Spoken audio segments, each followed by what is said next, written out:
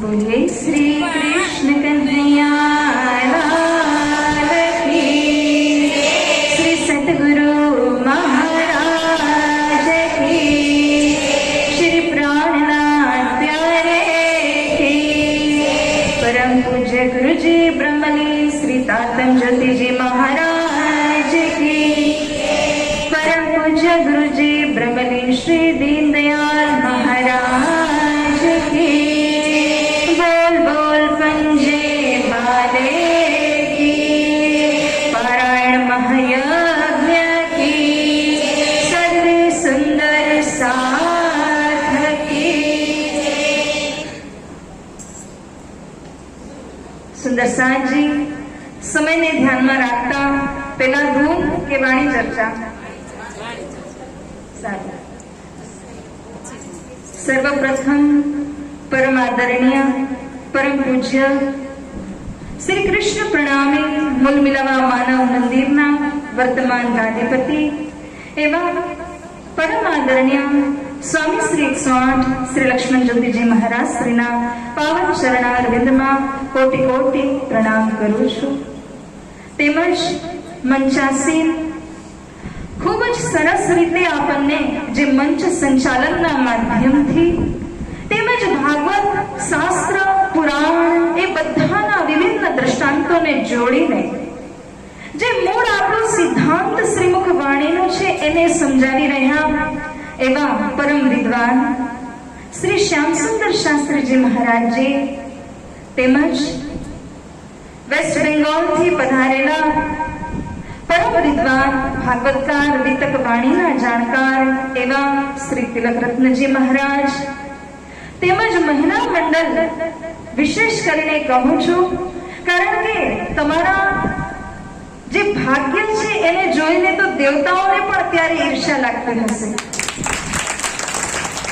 સવારથી લઈને મંગલા આરતીથી હું જોઉં છું કે કેવી રીતે આ બહેનો અહીંયા પધારીને પહેલા તો પારાયણનું વાંચન પોતપોતાની જિમ્મેદારી લઈને બધું વાંચન કરી રહ્યા છે અને એની જ સાથે શ્રી રાજી મહારાજને ભોગ અર્પણ કરવાની સેવા કહું। જે વાણીની ચર્ચા રસપાન કરવા માટે અહીંયા 3 કલાક સુધી બેસવું એ કોઈ નાની વાત નથી। ધન છે તમને બધાને કે જે સૌ કોઈ અહીંયા વિરાજમાન થઈને આ અદ્વૈત વાણીના રસનો આટલું તમે રસાસ્વાદન કરી રહ્યા છો એ પણ રાત્ર સુધી, હજી તો શિબિર બાકી છે। તો આટલું બધું ધન જ્યારે મળતું હોય તો દેવતાઓ પણ તમને જોઈને ઈર્ષા અવશ્ય કરતા હશે કે આ સુરતના મહિલા મંડળ, આ સુરતના તમામ સુંદર સાથ જે આ પારાયણ મહાયજ્ઞની અંદર વિરાજમાન થઈને અહીંયાથી બેઠા બેઠા અક્ષરાતીત પરમ ધામનો આ રસાસ્વાદન કરી રહ્યા છે, આમના ભાગ્ય આવી રીતના કોણે લખી દીધા અને કેવી રીતે તે સૌ અહીંયા આવીને આટલું રસપાન કરી રહ્યા છે એ તો અહોભાગ્યની વાત છે। સુંદર સાંજી માટે જ મંદિરના સમસ્ત ટ્રસ્ટીજન આદરણીય મોદી સાહેબજી તેમજ ગામે ગામથી પધારેલા સુરતના તેમજ બહાર શહેર આદિથી પધારે અને ઇન્ટરનેટ સોશિયલ મીડિયાના માધ્યમથી જોઈ રહ્યા સમસ્ત સુંદર સાથજીને રચિતા સખીના કોટી કોટી પ્રેમ પ્રણામ। प्यारा सुंदर साँजी હવે ખરેખર જ ગાગરમાં સાગર ભરવાનો સમય આવ્યો છે। જેવી રીતે લાસ્ટ ઓવર હોય અને ઘણા બધા રન કરવાના બાકી હોય એ ગતિએ આપણે અહીંયા વાણી ચર્ચાની અંદર ડૂબકી લગાવી અને જેટલું કંઈ સાર આપણે પામી શકતા હોય આ અલ્પ સમયની અંદર એ આપણે પ્રાપ્ત કરવાનું છે। માટે ગઈકાલની જે ચોપાઈ છે એને હું દોહરાવું છું। ए चीज कही सब अरस की,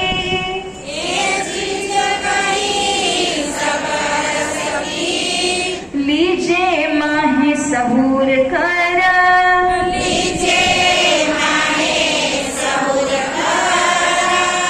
एक खिलौने रूहन के,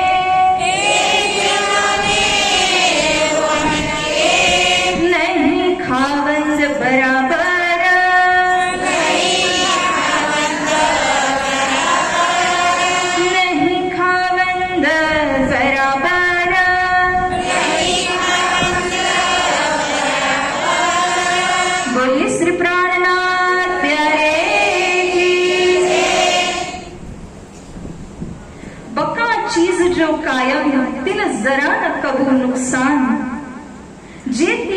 जिन दुनि की सो सब फना निदान।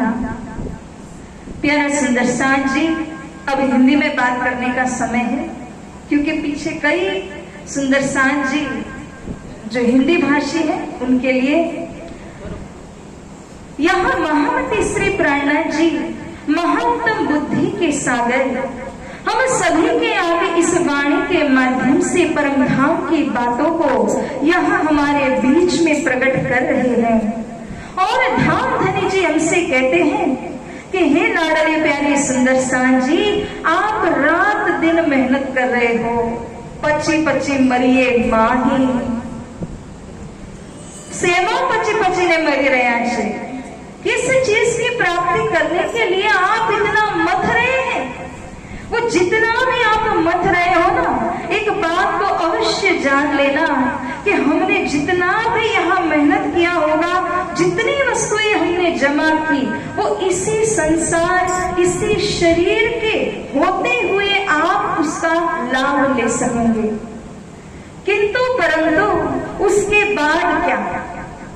इस शरीर के अंदर जब तक आप हैं तब तक तो इन रुपए पैसे, शोभा, गाड़ी, बंगला इत्यादि जो कुछ भी आपके पास में धन संपत्ति है उसका आप भरपूर लाभ ले रहे हैं। परंतु महामती श्री प्रेरणा जी जो महानतम बुद्धि के सागर हैं, वे कह रहे हैं कि ये सब फना निदान। निदान यानी कि उसका अंतिम, उसका तात्पर्य आपको अभी से प्रेरणा जी ने बता दिया। अंतिम में जाकर के ये सब कुछ फना हो जाने वाला है। परंतु साथ जी, अगर यहाँ बैठे बैठे जिस तरह से आप गत 2 दिवसों से, आज तीसरा दिन है, और इस तीसरे दिन तक आप लोग सभी ने दोपहर के इस सत्र के अंदर 3 घंटे तक जो वाणी चर्चा, सत्संग आदि का लाभ उठाया है, उस लाभ को लेकर के आप परम धाम तक जा सकते हैं। सुंदर सांझ जी, ये यहाँ पे कोई छीन के ले जा नहीं सकता आपसे। जो अब आपके पास में आ चुका है वो हर हमेशा के लिए आपका हो चुका है, और इसे आपसे कोई भी ले जा नहीं सकते हैं। इसीलिए श्री परम धाम की जो नियामत आप बटोर रहे हैं, जो धन को आपने इन दिनों बटोरा है, वो सारा धन आपका और सिर्फ आपका है। इसके अंदर कोई भागीदारी भी नहीं होने वाली है, न तो इसके अंदर कोई छीना झपटी, कोई चोरी हो सकती है। जो आपको मिला वो आपका हो चुका है। ऐसे ही श्री परम धाम के अंदर में यदि आप समझे ना, तो परम धाम के अंदर की जितनी नियामतें हैं, जितनी दैवत हैं, वो सब कैसी है? अखंड अविनाशी है। It is eternal. उसका कोई सुमार, कोई पारावार नहीं है, उसका कोई अंत नहीं है। और ऐसी धन संपत्ति कौन हमें यहाँ पर प्रकट करके दे रहे हैं? सतगुरु स्वरूप महामती श्री प्रेरणा जी, जो यहाँ साक्षात रूप में आकर के आपको ये धन, ये अद्वैत वाणी की वर्षा रात दिन सुनाना चाहते हैं इस वाणी के जरिए। अब कब तक आप इस नेटवर्क के अंदर में रहते? वाणी क्या है? नेटवर्क है।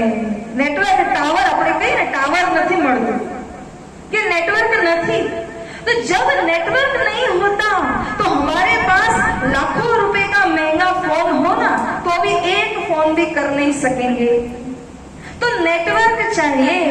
ये श्रीमुख वाणी धनी जी से आपको जोड़े रखने वाला नेटवर्क है, साधन है। सुंदर सांझ जी, इसीलिए जब श्री प्रेरणा जी और सदगुरु स्वरूप इस वाणी की वर्षा कर रहे हैं, तो इस वाणी के तले हमें आना है, नहीं कि अपनी छतरी खोल के बैठना है। छतरी खोलेंगे तो क्या होगा कि पानी में बैठे तो है, एक बूंद भी आपको छाटा नहीं लगेगा। एक बार 2 संतों के बीच में यह हुआ था। एक चमार जाति के संत थे और एक उच्च कुल के संत थे।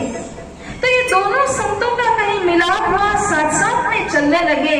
जो चमार जाति के संत थे उनसे दूसरे संत को घृणा होने लगी। अरे ये कैसे, इनके साथ मुझे संपर्क में नहीं रहना। तो एक एक दिन सवेरे किसी कार्य कारण से जाना पड़ा उनके पास में, और वो चमार थे तो चमड़ा धो रहे थे। अब चमड़ा धोते हैं तो कितनी घृणा होती है, और इस बात को देख करके जो उच्च कुल के संत थे वो थोड़ा दूर हट गए, पीछे हट गए कि कहीं मेरे ऊपर एक छींटा भी न पड़ जाए। एक छींटा भी पड़ गया तो मैं अपवित्र हो जाऊंगा, मुझे दोबारा जाकर स्नान विधि इत्यादि करना पड़ेगा, ये सब कर्मकांड की विधि मुझे लागू हो जाएगी। तो वो दूर हटने लगे। परंतु ऐसा हुआ कि चाहते न चाहते हुए जब वो चमड़ा धो रहे थे तो कई सारी बूंदे उन संत के ऊपर में गिर ही गई। अब बेचारे को लगा मैं तो अपवित्र हो गया, और घर पे चले गए। जब घर पे गए तो वहां जाकर उनको अनुभूति हुई, एक अनुभव हुआ।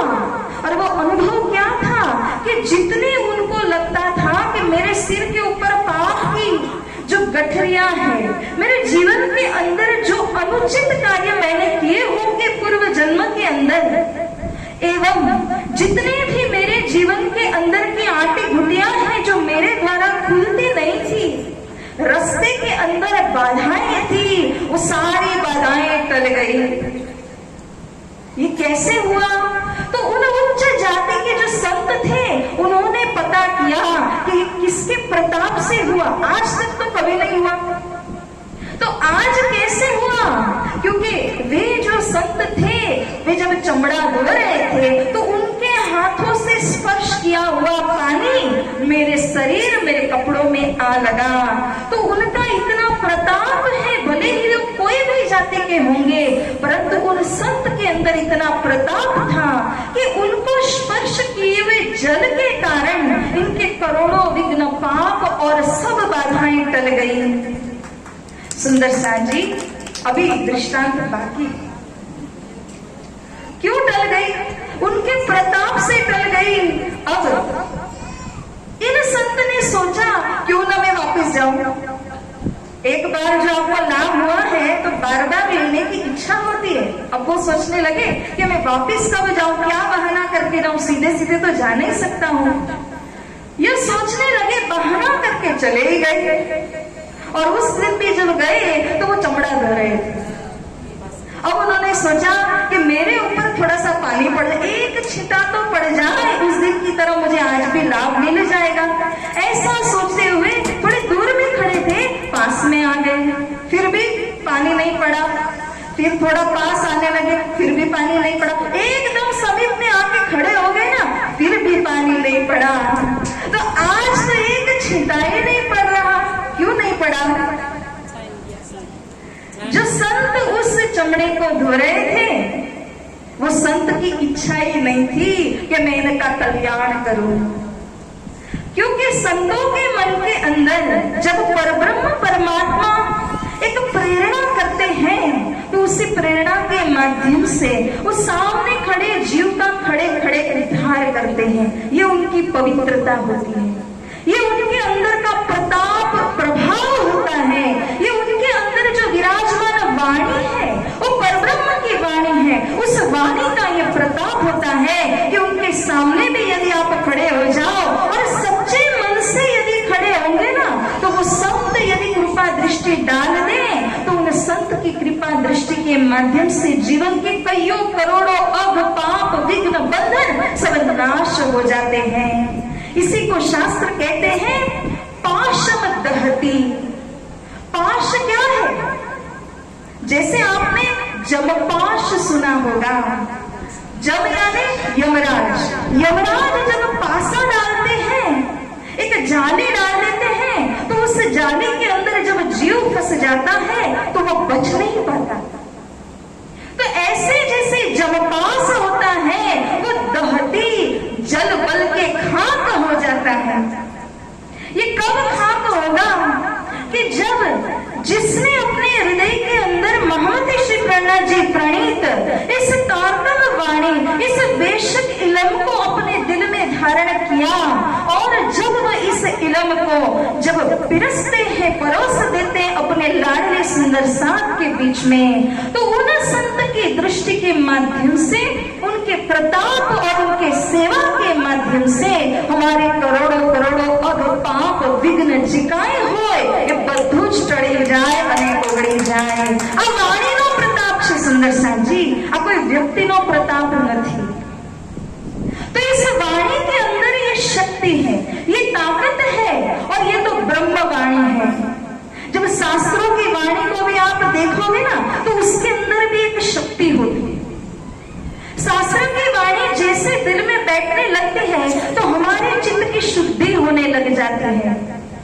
परंतु प्यारे सुंदर साथ जी, महामती श्री प्रेरणा जी ने तो हमको सार परोस दिया। अब कहीं जाने की आवश्यकता नहीं छोड़ी, क्योंकि समस्त शास्त्रों का जो सार आता है वो सारा सार इस वाणी के अंदर गर्भित है।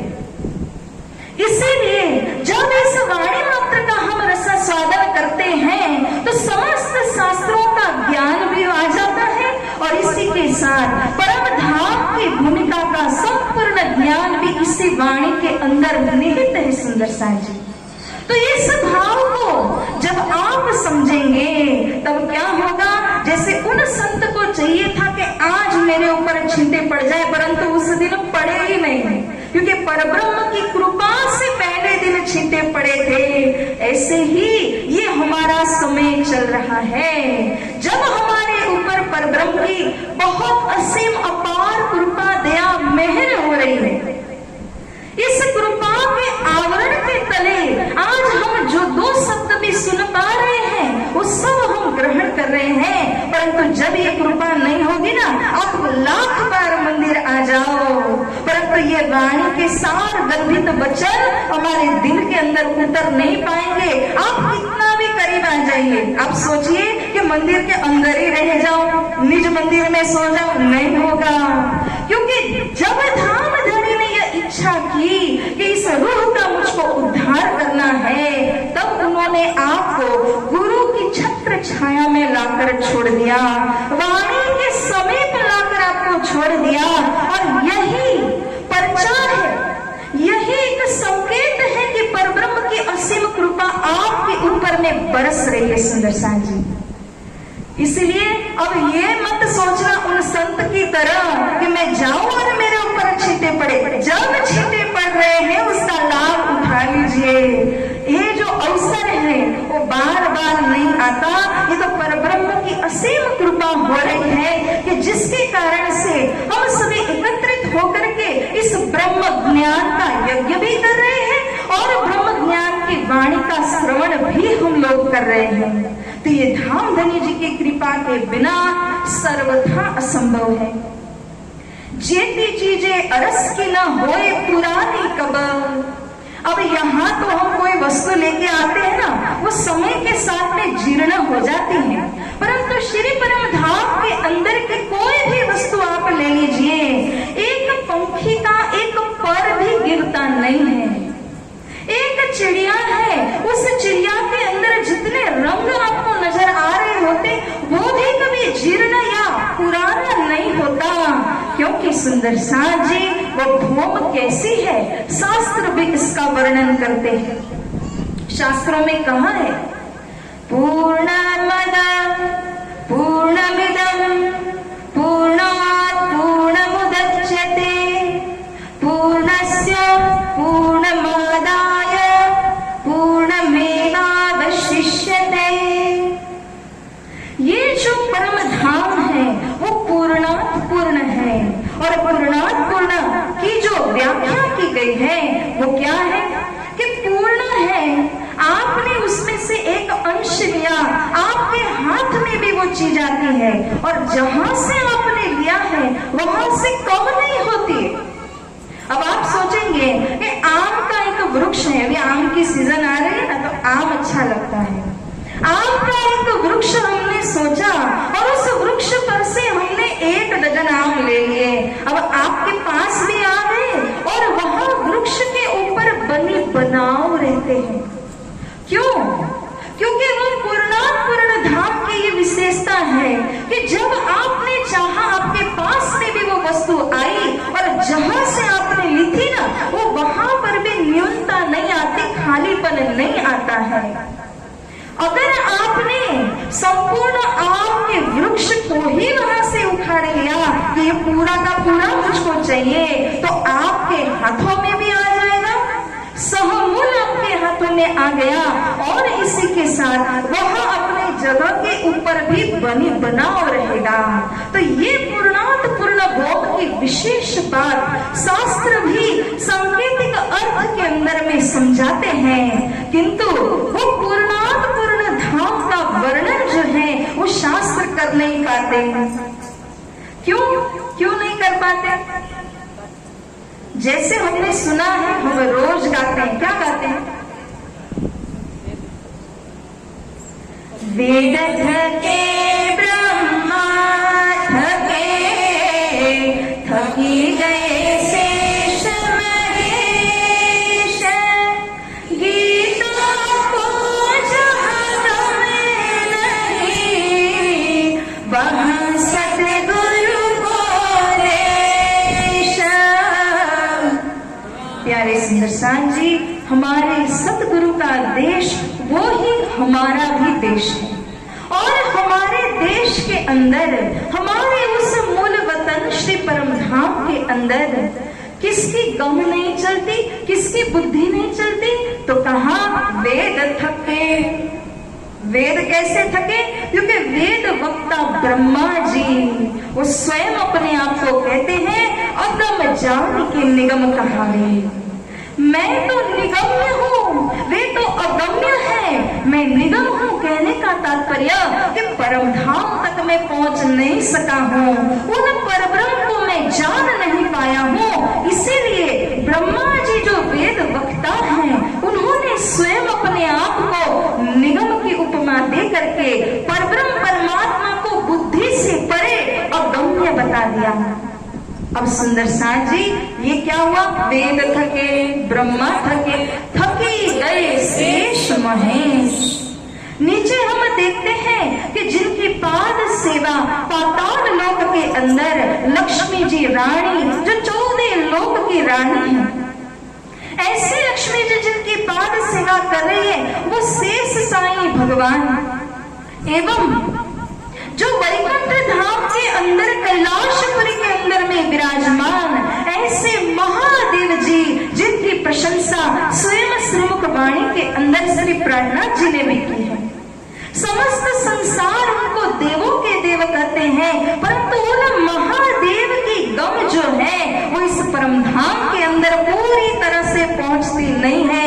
ध्यान तो बहुत करते हैं, लाखों वर्षों की तपस्या तो वो करते हैं, परंतु ये जो तपस्या कर रहे हैं इसके बावजूद भी परम धाम की सारी जो बातें हैं, दैवत हैं, वो उनके हृदय में उतरी नहीं। इसीलिए कहा थके गए शेष महेश। अब कहते हैं गीता को जहाँ गम नहीं, गीता ने किनको इंकित किया हुआ है? ये गीता कहने वाले स्वयं गौलोकी नाथ अक्षर ब्रह्म, अक्षर पुरुष को कहा गया। परंतु ये अक्षर ब्रह्म भी जब जाते हैं श्री राज्य महाराज के दीदार करने के लिए, तो आज दिन तक उन्होंने जाना, उनको पता था कि परम धाम के अंतर्गत कौन सी लीला होती है। परम धाम के अंतर्गत मेरे धनी श्री राज्य महाराज के अलावा और कौन रहते ये भी उनको पता नहीं। क्यों पता नहीं? क्योंकि ईश्वर की भूमि है, प्रेम की भूमि का परम धाम है।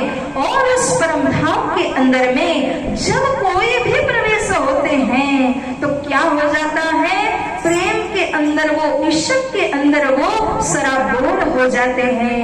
उस प्रेम की विशेषता के कारण यदि आप राज्य महाराज के एक आंख का दर्शन कर रहे होते हैं ना, तो वो प्रेम में ऐसा आकर्षण है कि उस प्रेम ने आपको खींच के ताबे कर लिया। अब धनी श्री राज्य के एक आंख से दूसरी आंख में जाने की ताकत भी आपके अंदर में नहीं रहेगी। ऐसा विलक्षण श्री परम धाम के अंदर का विशुद्ध प्रेम कहा गया है। तो ऐसे प्रेमास्पद भूमि का परम धाम के अंदर यदि अक्षर ब्रह्म भी जाते हैं तो उन्हें भी पता नहीं है सुंदर साथ जी। तो वे ही अक्षर ब्रह्म जब यहाँ आकर के गीता के अंदर उद्बोधन करते हुए अर्जुन के माध्यम से सारे विश्व को समझाते हैं, परंतु गीता की भी पहुंच परम धाम तक नहीं। 3 पुरुषों का सांकेतिक अर्थ दिया 15वें अध्याय के अंदर। द्वाविमो पुरुषो लोके शर्चा अक्षर एवच शर सर्वाणि भूतानि कूटस्थ अक्षर उच्यते। उत्तम पुरुष तो अन्यः परमात्मे इति उदाहृतः। 3 पुरुष का सांकेतिक अर्थ देते हुए शर उन्होंने व्याख्या करके तो बता दिया, लेकिन आज संसार के अंदर में देखो तो ऐसी विडंबना है कि क्षर पुरुष की जगह क्या समझते, शरीर को घटा देते हैं। अक्षर पुरुष की जगह में अपने आत्मा को घटाते हैं और उत्तम पुरुष को बिना जाने बिना पाए उत्तम पुरुष की जगह क्षर ब्रह्म आदि नारायण भगवान को घटाते हैं। इन्हीं श्लोकों को तारतम्य के द्वारा महामती श्री प्राणनाथ जी और सतगुरु स्वरूप ने जब हमें समझाया तो उन्होंने परम धाम तक हमें पहुंचाया है। सुंदर साईं जी, शास्त्र वही है, शास्त्र बदले नहीं, गीता वही है, गीता बदले नहीं, अंदर के प्रमाण भी वही है, प्रमाण कोई बदले नहीं, परंतु उसके अंदर जो तारतम्य का विजन लेकर के, तारतम्य की दृष्टि को लेकर के जब सतगुरु और श्री प्राणनाथ जी ने उनके अंदर के रहस्य को खोल दिया, तब जाकर के अक्षरातीत परम धाम उसी गीता से प्रकट कर दिया, इन्हीं शास्त्रों से प्रकट कर दिया। कोई और शास्त्र लाने की आवश्यकता नहीं पड़ी प्यारे सुंदर साईं जी। इसीलिए हमें अब यहाँ वाणी की चौपाई समझा रही है कि नुकसान जरा न हो वही, ये लीजिए सबूर में जब। हम सोचते हैं ना कि समय हो गया, समय के ऊपर चले जाएंगे तो मुझे बस नहीं मिलेगी, ये नुकसान हो जाएगा ना, फिर रिक्शा करके जाना पड़ेगा। तो ऐसे ऐसे कई नुकसान के विषय में हम सोचते रहते हैं, परंतु वाणी आपसे कह रही है, हे प्यारे सुंदर साईं जी, जब इस वाणी को आप रसपान करके दिल में उतारते हैं तो जो संभव है कि नुकसान हो जाता, परंतु वाणी आपको बचा लेती है, क्योंकि आपने उस वाणी में श्रद्धा रखी।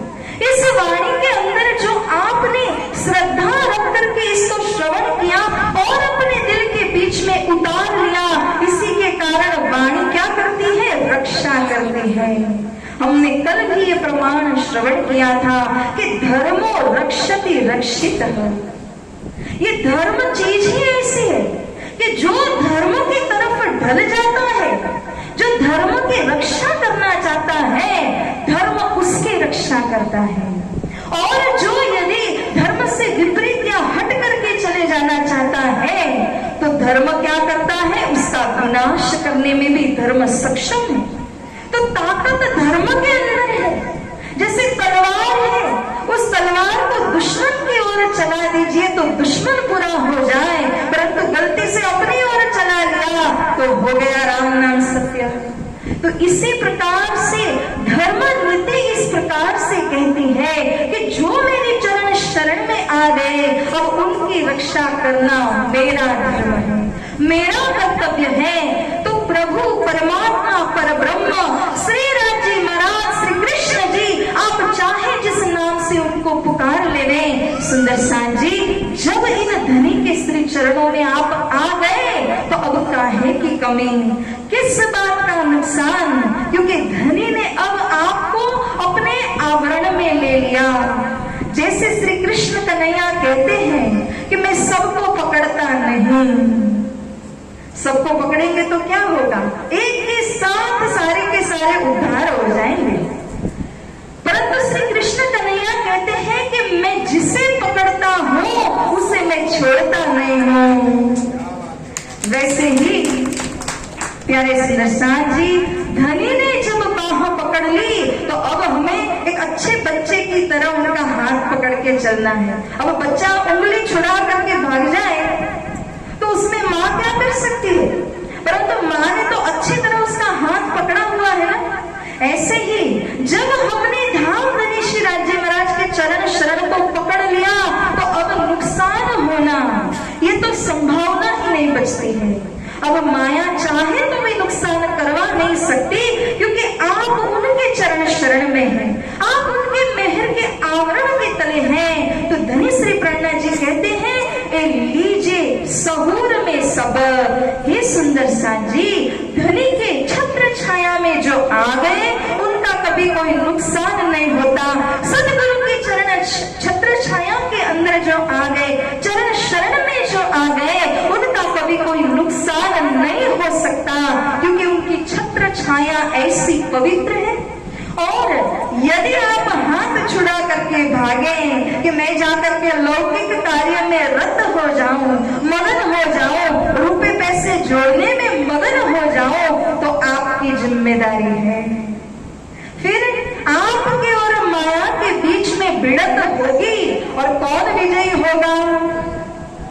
जो ताकतवर है वो विजयी होगा। लेकिन जब सतगुरु के चरण शरण में खड़े हो तो निश्चिंत रहना, सतगुरु का काम कर रहे हो तब निश्चिंत रहना। सुंदर साथ जी, तो वाणी हमसे यही बात कह रही है। अब साथ जी समय हुआ 6 बजे।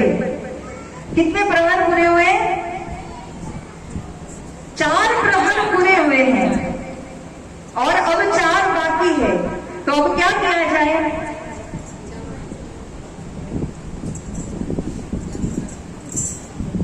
महिला मंडल और तमाम सुंदर साथ जी की आज्ञा से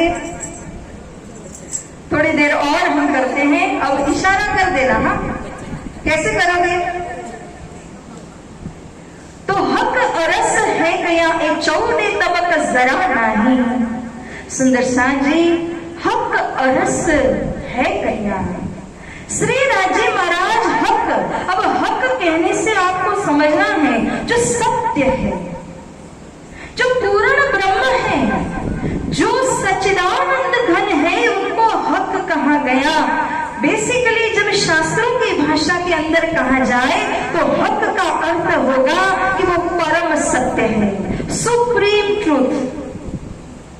इन परम सत्य के अतिरिक्त कोई भी वास्तव में अस्तित्व नहीं रखते हैं। सुंदर साथ जी, ये 14 तबक जरा नहीं। अब आप 14 लोग ब्रह्मांड को देख लीजिए और यहाँ की जितनी भी चीजें हैं आप उसको बटोर लीजिए, परंतु सिकंदर गए खाली हाथ।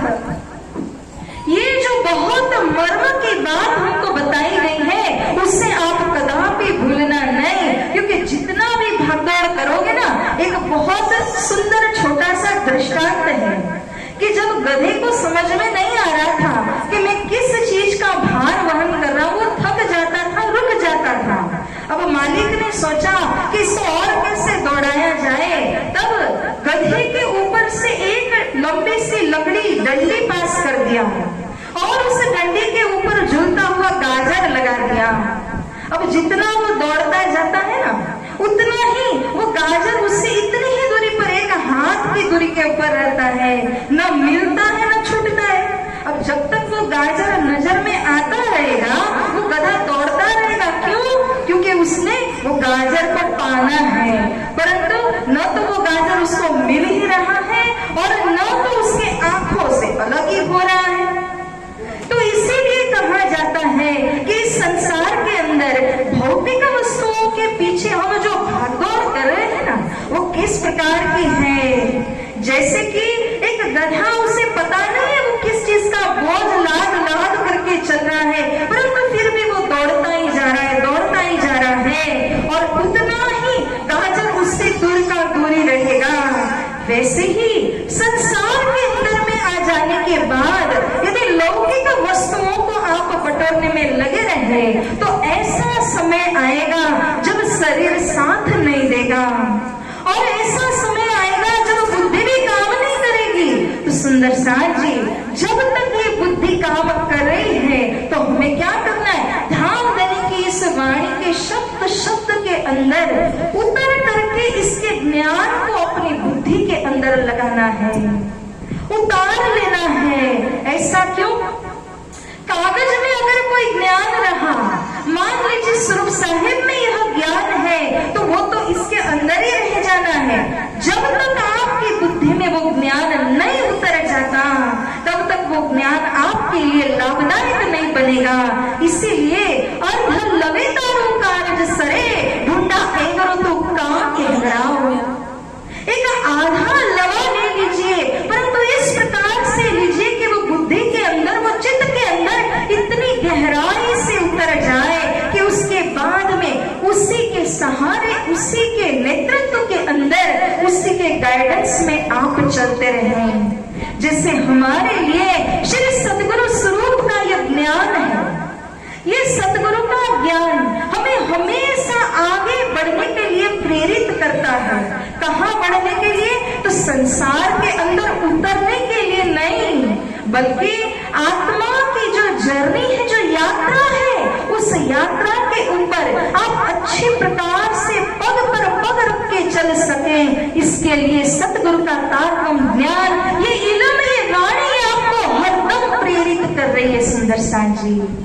इसीलिए जो नाही सो है को क्या कहे, जो यहाँ संसार के अंदर है उसका अस्तित्व ही नहीं है। तो ऐसे अस्तित्वहीन संसार के अस्तित्वहीन शुद्ध शब्दों के द्वारा परम धाम के प्रति मैं क्या कहूँ, कैसे वर्णन करूँ, ताथे आवत न शब्द माहे। इसीलिए मेरे शब्दों के अंदर परम धाम का जो वर्णन है, वो वर्णन शब्दों में आवृत नहीं कर सकता, बांध नहीं सकता। लेकिन अब सुंदर साथ जी प्रश्न ये खड़ा होता है कि अगर शब्दों में कहा नहीं जा सकता तो इतनी ब्रह्मवाणी कैसे प्रकट हुई? तो इसका ये जवाब है कि धाम धनी जी का जो हुक्म है, जो आदेश है, वो पल पल इस संसार के ऊपर में चल रहा है। आपने कहिए छे ने કે સુકાયેલું પાંદડું હોય એ પણ ઝાડથી પડી શકતું નથી। એક सूखा पत्ता भी हो तो भी वो झाड़ से नीचे गिरेगा नहीं। क्यों? क्योंकि उसके ऊपर परब्रह्म का हुक्म नहीं है, तो वो पत्ता भी हिल नहीं सकता, गिर नहीं सकता। और उसी प्रकार से साथ जी यहाँ संसार के अंदर दम दम जो आपके जीवन में हो रहा है, जितना हो चुका है और जो भी आगे होने वाला है, वो सब कुछ धनी श्री राज्य के हुक्म आदेश के आधार पर ही होगा। इसीलिए इस चौपाई को कदापि भूलना नहीं है कि हम तो हाथ हुक्म के, हक के हाथ हुक्म। इत पियाजी हमारा क्या चले, जो जानो क्यों करो कसम। परंतु इसका तात्पर्य ये मत लेना हाथ बांध के बैठ जाओ, हुक्म आए, श्री राज्य महाराज आए और आपको आकर के परम धाम की तालीम स्वयं आकर के देंगे। अरे जब आप रोटी बनाओगे तब तो खाओगे, जब खाना बनाओगे तो ही अपना पेट भर पाओगे। तो इसी प्रकार से जो निजधाम की इस वाणी को श्रवण करने के लिए जब हम तत्पर हो जाते हैं, तो उस तत्परता को देख करके श्री राज्य महाराज वाणी के गुज्ज रहस्य को आपके दिल में बख्शीश करते हैं। जब ये बख्शिश आपको प्राप्त हुई, यही क्या है? सहूर है, यही क्या है? विचार विवेक है। जब ये सहूर आपके दिल में होने लगा, तो इसी सहूर के माध्यम से धनी श्री राज्य महाराज के जो दर्शन है, वो यहाँ बैठे हुए ज्ञान के आधार के ऊपर हम प्राप्त करते हैं। गौर हक अंग कहत हो, एक गौर अंग लाहुत। सुंदर साथ जी ये प्रकरण सिंगार वाणी का राज्य महाराज के मुखारविंद का वर्णन करता हुआ, और इसके अंदर महामती श्री प्राणनाथ जी वर्णन कर रहे हैं कि मेरे धनी का जो मुखारविंद है वो कैसा है? गौर है। अब गौर तो यहाँ पे गोरापन तो कई प्रकार से समझ सकते हैं ना। अच्छा अच्छा पाउडर लगाओ, अच्छी अच्छी क्रीमें लगाओ, तो कुछ समय के बाद ही सही कॉम्प्लेक्शन बदल जाने लगता है और हम जो है उससे गोरे गोरे नजर आने लगते हैं। अब कौन से गोरे की बात कर रहे हैं? एक गोरे वो हो सकते हैं जो जन्म से ही गोरे हैं, एक गोरे वो हो सकते हैं जो फिरंगी हैं, जो फॉरेनर्स हैं, उनको आप देखिए तो वो भी तो गोरे गोरे। अब कौन से गोरे की बात कर रहे हैं? तो श्री प्राणनाथ जी कैटेगराइज कर रहे हैं, अर्थात कि आपको उस गोरेपन की परिभाषा बताते हुए कहते हैं एक गौर अंग लाहुत। हे साथ जी अब आप अपनी दृष्टि को फेर करके देखिए, लाहुत श्री परम धाम है और परम धाम के अंदर जिस प्रकार का गौर वर्ण होता है, कोमलता के सहित जो गौर वर्ण है, ऐसा गौर वर्ण मेरे धनी श्री है। तो इस प्रकार से आप अपने ध्यान के अंदर धनी जी के स्वरूप को जब चित्वन करते हैं तो लाहौत यानी परम धाम और परम धाम के गौर अंग की श्री प्रहलाद जी बात कर रहे हैं। और कहूं सुंदर सलूकी, अब मैं मेरे धनी जी की जो सलूकी है अर्थात उनके अंग प्रत्यंग की जो बनक जो शोभाएं हैं, अब उसके विषय और कहूं, उनकी सुंदरता को लेकर के कुछ और व्याख्यान करूं। जैसा हम दुनिया संसार में कहते हैं कि आ तो बहु नमणो छे, आ तो बहु नमणी छे, અને નાક નકશા बहुत सरस छे। क्यों कहते हैं? क्योंकि उसके नाक नक्शे, उसका जो मुखारविंद का अंग अंग जो होता है वो सब इतना तीक्ष्ण, इतना सुंदर प्रभु ने दिया हुआ होता है कि मन करता है उसको देखते ही रह जाएं। तो श्री राजी महाराज के मुखारविंद के अंदर में उनके जो नयन हैं, उनके जो होठ हैं और उनके जो नासिका रूपी अंग है जो तिलक धनी ने धारण किया हुआ है, इस सारे अंग प्रत्यंग और श्रृंगार किस प्रकार से यहाँ पर सुसज्जित है, इसका और वर्णन श्री प्रहलाद जी करते हुए कह रहे हैं। एक छवि है अद्भुत, धनी जी की ये छवि, धनी जी का यह स्वरूप, यह चेहरा अद्भुत प्रकार का है जो आपने संसार में नहीं देखा होगा। संसार में जो सबसे खूबसूरत है वो कौन? लाजत छवि कोटि मदन। मदन कौन है? कामदेव। ये कामदेव को कहा जाता है कि संसार के अंदर जो सबसे सौंदर्यवान है, ऐसे है कामदेव भगवान। और ये कामदेव भी लाजत किनसे लज्जित हो रहे हैं? कोटि मदन। ऐसे ऐसे करोड़ों कामदेव का सौंदर्य भी यदि जमा हो जाए तो वो अपने धनी जी के आगे, जब धनी जी के चेहरे का नूर जो देखते हैं, सुंदरता को जब देखते हैं तो वो भी लज्जित हो जाते हैं। सुंदर साथ जी, आजकल तो ऐसा युग चला है कि जो भी देखो ग्लैमर वर्ल्ड के पीछे दौड़ रहा है। फलाना एक्टर एक्ट्रेसेस ने ऐसा किया, ऐसे कपड़े पहने, इस तरह का श्रृंगार किया, इस तरह की गाड़ी में बैठे, वही ट्रेंड बन जाता है। और पहले के युगों के अंदर जिस प्रकार से हमारे बड़े बुजुर्ग किया करते थे, हम उसे फॉलो करते थे, वो हमारा ट्रेंड हुआ करता था। परंतु आजकल ये ट्रेंड हो चुका है कि जो अति सौंदर्यवान पर्दे के ऊपर में नजर आ रहे हैं उनको हम फॉलो करते हैं। ये मैंने इसीलिए बात उठाई क्योंकि यहाँ पे कुछ एक यंगस्टर्स भी दिखाई दे रहे हैं और हमारे लिए ये जानना अति आवश्यक है। यंगस्टर हो या न हो, मिडिल एज हो तो भी ये जानना अति आवश्यक है कि जिनके प्रति आप आकर्षित हो रहे हैं ना, वो अपने शरीर को सजा रहे हैं और उनके अंदर की गतिविधियों को जब आप जानोगे, पहचानोगे, आपको पता लगेगा तो इतनी घृणा होगी उनके प्रति कि ऐसा भी कर सकते हैं, ये ऐसा भी कर सकते हैं, ये तो राक्षसी कर्म है। इसीलिए हमें ये तफावत को समझने की आवश्यकता है कि शरीर के सौंदर्य की बात नहीं की जा रही है। ये तो धनी जी का जो चेतनमय गुण है, उस चेतनमय गुण की शोभा, सलूकी सुंदरता का वर्णन श्री प्रहलाद जी कर रहे हैं। आपने श्रीमद् भागवत महापुराण की चर्चा में सुना ही है, मैं केवल उसको जोड़ने का प्रयास करती हूँ कि जब शुकदेव मुनि ने व्यास जी मुनि के भेजे गए शिष्यों के द्वारा कुछ प्रमाण सुने थे परब्रह्म परमात्मा के विषय में, तो शुकदेव मुनि समाधि से उठ करके चलने लगे। उन्हें लगा कि किनको वर्णन हो रहा है, लाओ मैं उनके पास जाऊं जिनका ऐसा स्वरूप है, उनके जाके चरण शरण में शरणापन्न हो जाऊं। लेकिन जब उनको दूसरे ही पल ख्याल आया कि स्वरूप तो इतना सुंदर है, परंतु ये मुझे एक्सेप्ट करेंगे कि नहीं, ये मुझे अपने चरण शरण के छत्र छाया में लेंगे कि नहीं, ये तो पता चले। इसलिए फिर समाधि में बैठ गए। फिर दूसरे दिन में जब व्यास जी के शिष्य आते हैं तब उन्होंने कृष्ण जी के पूर्ण ब्रह्म परमात्मा के इस गुण को परिलक्षित करके गाया कि देखिए ये परब्रह्म परमात्मा न केवल सौंदर्यवान है, बल्कि इनके पास ऐसी शक्ति है कि यदि आप उनके शरणापन्न हो जाते हैं तो वो हमेशा हमेशा के लिए आपको अपना बना लेंगे। और जिनको वो अपना बना लेते हैं उनको किसी मुसीबत, किसी आफत में पहुंचाते नहीं, उसकी हर पल हर दम रक्षा करते हैं।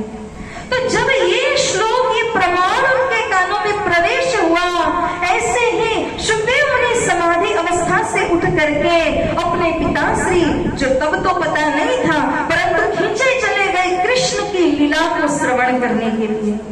जिनका ऐसा गुण, जिनके ऐसे महात्म्य हो, तो उन स्वरूप के जाकर के मैं शरणापन्न हो जाऊं और वो हमेशा के लिए मुझे अपना बना करके इस संसार सागर से तार देवे। तो ऐसा सोच करके सुखदेव मुनि भी उनके शरणापन्न हो गए। साथ जी उनके बाह्य सौंदर्य के प्रति वो आकर्षित नहीं थे, उनके आत्मीय गुणों के प्रति वो आकर्षित थे। कुब्जा कैसी थी, ललिता सखी कैसी थी, वो बाह्य सौंदर्य उनके पास में तो नहीं था, परंतु भीतर का जो सौंदर्य देखें, उनके आत्मीय गुणों को यदि आप देखें तो धनी जी को तो यही चाहिए।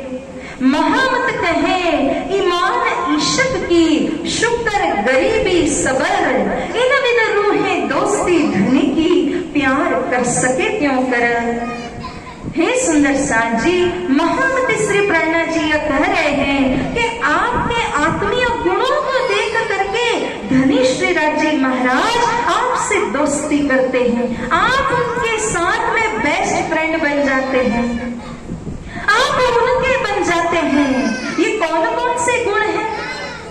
सुंदर साथ जी, एक गांठ बांध के रखने वाली चौपाई है, केवल सुन करके गान करके हम इसे भूल जाएं वो बात नहीं है। इसे आप अपने दिल में उतार करके हृदय ने पाटे ने ऊपर लखीने जजो अहिया थी महामती શું કહી રહ્યા છે। महामत कहे ईमान ईशक की, जिनके अंदर कौन कौन से गुण हैं? ईमान का गुण है, ईमानदारी हम बोलते हैं ना, बेईमानी मत करना। जिनके आप बन चुके हो उनसे कदापि बेईमानी मत करना, क्योंकि आप करोगे तो भी वो जानते हैं, आप छिपाओगे तब भी वो जानते हैं, इसलिए बेईमानी करने का कोई अर्थ ही नहीं आता है।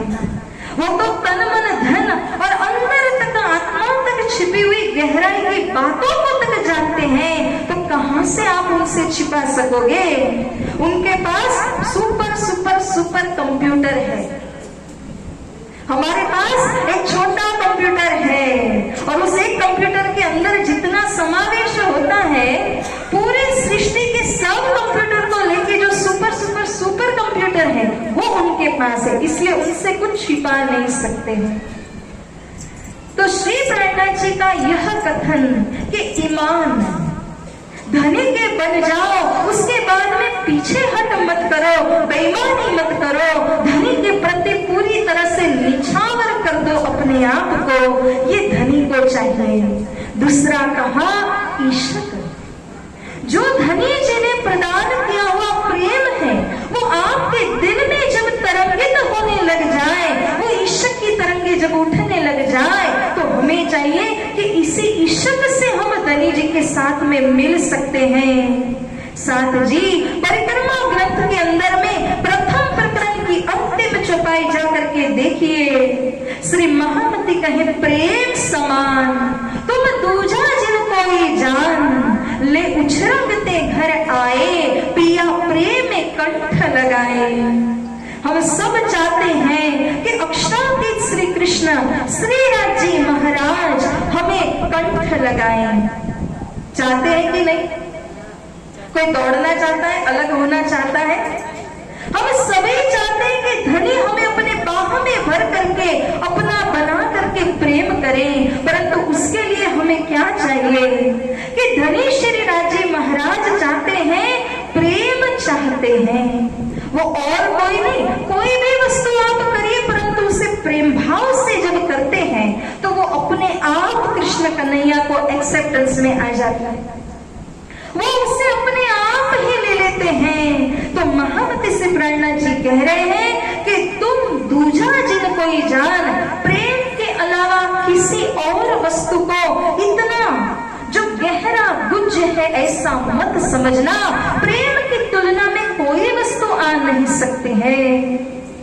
और कहा कि अब जब धनी जी के पास में आप पहुंचोगे, धनी आपको आलिंगन लेकर के अपना बनाएंगे, तो कौन सा गुण उनके नजर में चाहिए? ईसत का गुण चाहिए। और अब मूल किरंतन की चौपाई में मैं आती हूँ, जहां हमने 5 आत्मीय गुणों की बात की है। ईमान, ईसत के शुक्र, हम शुक्र नहीं मनाते हैं। आप क्रिश्चियन पद्धति के अंदर देखें तो एक बहुत अच्छी बात उनमें आपको देखने मिलेगी कि जब वो भोजन ग्रहण करने के लिए बैठते हैं तो आज के दिन मेरे लिए जो अनाज आपने दिया हुआ है उसके लिए मैं शुक्रगुजार हूँ। इस समय जो अनाज खा रहे उसके लिए भी शुक्राना अदा करते हैं। अब शाम के समय फिर बैठेंगे, फिर शुक्राना अदा करेंगे, क्योंकि हर एक कण जो आपको प्राप्त हो रहा है वो परब्रह्म की कृपा से प्राप्त हो रहा है। उनकी कृपा के अतिरिक्त कुछ भी प्राप्त नहीं होता। ये सार्वभौमिक कृपा, यूनिवर्सल ग्रेस जो हमारे ऊपर में हो रही है, ये सबके ऊपर है। पापी को भी अनाज मिलेगा और जो पुण्यात्मा है उसे भी प्रभु परमात्मा वही अनाज देते हैं, वही हवा पानी सभी को प्राप्त है, किसी के लिए अलग प्रकार का नहीं है। सुंदर साहब जी, तो इस तरह से अब शुक्र, गरीबी और सबर, यहाँ पर शुक्र कहने के लिए धनी जी का जब शुक्राना हम अदा करते हैं तो ये हमारे अंदर का गुण होना चाहिए। एवं गरीबी को, विनम्रता को जब धारण करके सेवा भाव से हम कोई भी कार्य करते हैं तो साथ जी वो अपने आप श्री राज्य स्वीकार करते हैं। अब समय होने लगा, इसीलिए तुरंत इस चौपाई को आवृत करके इस वाणी को यहाँ विराम देने का समय हो रहा है और संदेशा आ चुका है। परंतु फिर भी जो इसमें सार है ना वो ये है कि जैसे छत्रसाल जी ने सब समर्पित किया और फिर भी अंतिम पंक्ति में जाके सिर नमा करके प्राणनाथ जी के आगे खड़े हुए, ऐसे किसमें ताकत है? हम 10 रुपए का डोनेशन भी करते हैं तो भी हमें आगे जाके खड़ा होने का मन होता है। तो विनम्रता एक ऐसा गुण है जो बोलने में सरल है परंतु जीवन में उतारना उतना ही कठिन हो जाता है। और श्री प्राणनाथ जी ने अंतिम जो कहा कि सबर, सबर का गुण एक ऐसा गुण है कि शांति को धारण करना, अर्थात कि जब जिस चीज का सही समय आता है, अपनी मेहनत अपनी साधना का जब आपको फल प्राप्त होना होता है तब आपको प्राप्त होता है। तो उसके लिए एक सबर बांध करके रखना, एक हिम्मत रखना कि धनी अवश्य मुझको देख रहे हैं, आज नहीं तो कल जब मेरे धनी चाहेंगे तो बख्शिश अवश्य करेंगे, क्योंकि की हुई मेहनत कभी बेकार नहीं जाती है।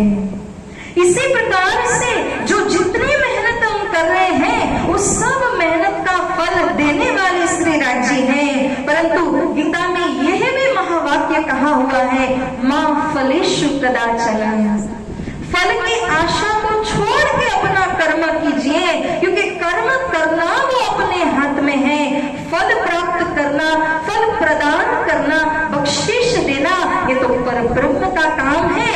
कृपया उनको गाइडेंस नहीं कीजिए, धनी ये दे दीजिए ना, वो दे दीजिए ना, इतने समय से आपका ध्यान कर रही हूँ, अब तो मेरा ध्यान लगा दीजिए ना, क्योंकि वो सब कुछ जानने वाले हैं, तो वो सही समय में आपको सही वस्तु अवश्य प्रदान करते हैं।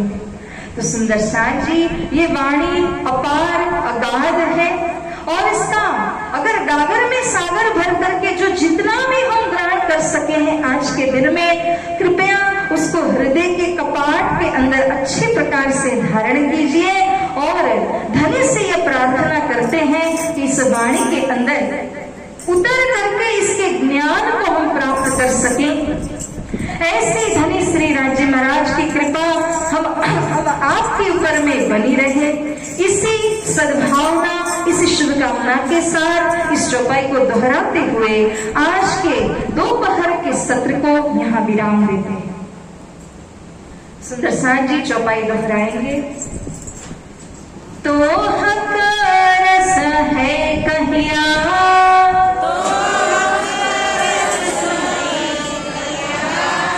ए चौदे तबक जराना है,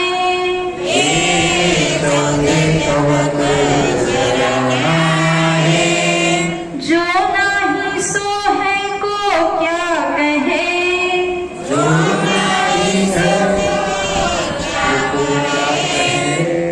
ताथे आवत न सबद माहे,